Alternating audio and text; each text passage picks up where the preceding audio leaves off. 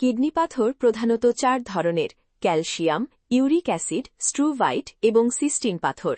Calcium পাথর সবচেয়ে বেশি দেখা যায় এবং সাধারণত প্রস্রাবে ক্যালসিয়াম ও অক্সালেট বা ফসফেট জমে তৈরি হয়। ইউরিক অ্যাসিড পাথর তৈরি হয় যখন প্রস্রাবে অতিরিক্ত ইউরিক অ্যাসিড জমে স্ফটিক তৈরি করে, যা বেশি অ্যাসিডিক প্রস্রাবে বেশি দেখা যায়। স্ট্রুভাইট পাথর সাধারণত দীর্ঘদিনের মূত্রনালীর সংক্রমণের কারণে তৈরি হয় এবং দ্রুত বড় হয়ে পুরো কিডনি পর্যন্ত ভরে ফেলতে পারে। সিস্টিন পাথর একটি বিরল ও বংশগত ধরনের পাথর, যা সিস্টিনুরিয়া নামক জিনগত সমস্যার কারণে হয় এবং বারবার হওয়ার প্রবণতা থাকে। তবে পাথরের ধরন ভিন্ন হলেও সাধারণ লক্ষণ প্রায় একই: কোমর বা পাশের তীব্র ব্যথা, প্রস্রাবে জ্বালাপোড়া, ঘন ঘন প্রস্রাব, প্রস্রাবে রক্ত, বমি বমি ভাব বা বমি, আর সংক্রমণ থাকলে জ্বরও হতে পারে।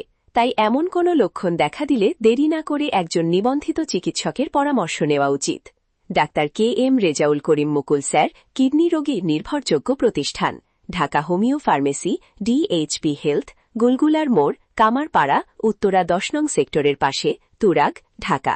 মোবাইল 01914259617, 01827214817।